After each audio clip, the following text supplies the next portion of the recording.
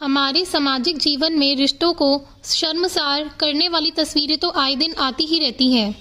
SDM wife की कहानी एक ऐसी ही घटना से प्रेरित होकर लिखी गई है। इस कहानी का उद्देश्य उन लोगों को जागरूक करना है जो आंखें बंद करके एक तरफा विश्वास करते हैं, जिनका उन्हें बहुत बड़ा खामियाजा भुगतना पड़ता है।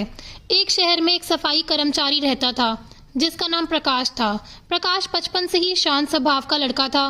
प्रकाश की सरकारी नौकरी लगने के बाद किरण नाम की लड़की से शादी होती है। किरण के पिता चक्की चलाते हैं, उसी पर उनका पूरा परिवार निर्भर है। किरण की प्रकाश के साथ जिस वक्त शादी हुई उस वक्त किरण ग्रेजुएशन कर रही थी। शादी के बाद किरण ने ग्रेजुएशन कंप्लीट किया। किरण पढ़ने में होशियार थी। वह शादी के बाद भी अपनी पढ़ाई जारी रखना चाहती थी, इसीलिए वह प्रकाश से आगे पढ़ने के लिए कहती है। प्रकाश की आर्थिक स्थिति कमजोर है, इसके बावजूद वह अपनी पत्नी को आगे पढ़ाने के लिए तैयार हो जाता है।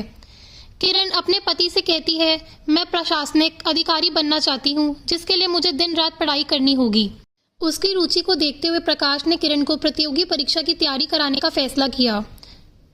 किरण और प्रकाश एक दूसरे से बेहद प्यार करते थे। किरण को पता था कि प्रकाश घर के खर्च के साथ साथ उसकी पढ़ाई का खर्च उठाने में सक्षम नहीं है, इसीलिए वह प्रकाश से पूछती है, मेरी पढ़ाई में कुछ पैसे लगेंगे, क्या आप मेरा साथ देंगे? प्रकाश एक निचले स्तर का कर्मचारी है, लेकिन वह अपनी पत्नी को अधिकारी बनते देखना चाहता है, इसीलिए वह किरण का हर तरीके से साथ देने के लिए मान जाता है। वह बाजार जाकर किरण के लिए जरूरी किताबें खरीद कर ले आता है। किताबें देखकर किरण बहुत खुश होती है और अपनी पढ़ाई में जुट जाती है।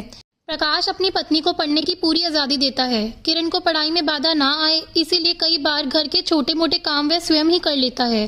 किरण यूपीपीएससी की तैयारी कर रही थी। तभी कुछ ही महीनों में किरण को पता चलता है कि वह मां बनने वाली है। वह खुशी खुशी ये बात अपने पति को बताती है। प्रकाश ये बात जानकर बहुत खुश होता है, लेकिन वह अपनी पत्नी से कहता है कि बच्चों की वजह से तुम्हारी पढ़ाई में समस्या होगी। लेकिन किरण को मां बनने की बेहद खुशी थी, इसलिए वह अपने पति से कहती है, मैं बच्चों के साथ भी पढ़ाई कर लूंगी, आप चिंता मत करिए। और कुछ दिन बीतते ही वह घड़ी आ जाती है जब यूपीपीएससी की परीक्षा होने वाली है। किरण ने बहुत मेहनत से पढ़ाई की थी, इसीलिए उसे परीक्षा देने में कोई समस्या नहीं होती। वह पूरे विश्वास के साथ परीक्षा देती है। परीक्षा के दौरान उसे प्रसव पीड़ा भी हो रही होती है, लेकिन वह अपनी हिम्मत नहीं हारती। परीक्षा से आने के बाद वह बहुत खुश होती है और प्रकाश को कहती है कि मेरा पेपर अच्छा हुआ है, मेरा सिलेक्शन जरूर होगा। प्रकाश किरण की बात सुनकर प्रसन्न हो जाता है। कुछ दिनों के बाद वह घड़ी भी आ जाती है जब किरण 2 जुड़वा बच्चियों को जन्म देती है और मां बन जाती है। प्रकाश घर में कन्याओं को देखकर बहुत प्रसन्न होता है और उत्साहित होते हुए सारे मोहल्ले में मिठाई देने जाता है। किरण और प्रकाश अपनी बच्चियों के साथ खुशी खुशी जीवन बिता ही रहे होते हैं कि इसी बीच उन्हें सबसे बड़ी खुशी मिलती है। किरण का चयन एसडीएम पद के लिए हो जाता है। प्रकाश अपनी पत्नी के एसडीएम बनते ही गर्व महसूस करने लगता है, लेकिन किरण के स्वभाव में परिवर्तन आने लगता है। किरण को भी मन में कहीं ना कहीं ये लगने लगता है कि दुनिया वाले क्या सोचेंगे कि एक एसडीएम का पति साधारण सफाई कर्मचारी है। इस बात को लेकर पति पत्नी के बीच छोटी मोटी नोकझोंक शुरू हो जाती है।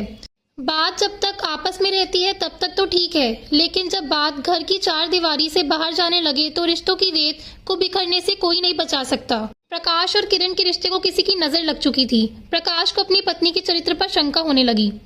उसे लगा कहीं उसकी पत्नी का संबंध उसी के विभाग के किसी अधिकारी से तो नहीं। किरण का तबादला एक बड़े शहर में होता है, जिसकी वजह से उसे प्रकाश से दूर रहना पड़ता है और दोनों के बीच दूरियां बढ़ने लगती है।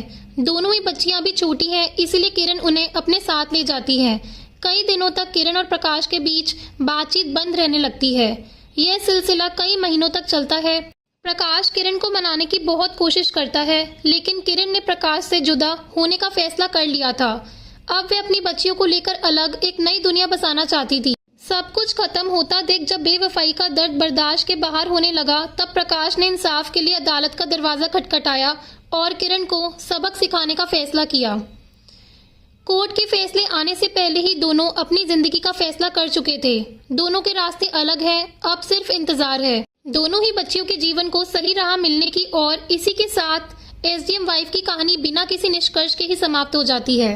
दोस्तों, अगर आपको ये कहानी पसंद आई हो तो प्लीज़ लाइक करना और चैनल को सब्सक्राइब करना। धन्यवाद।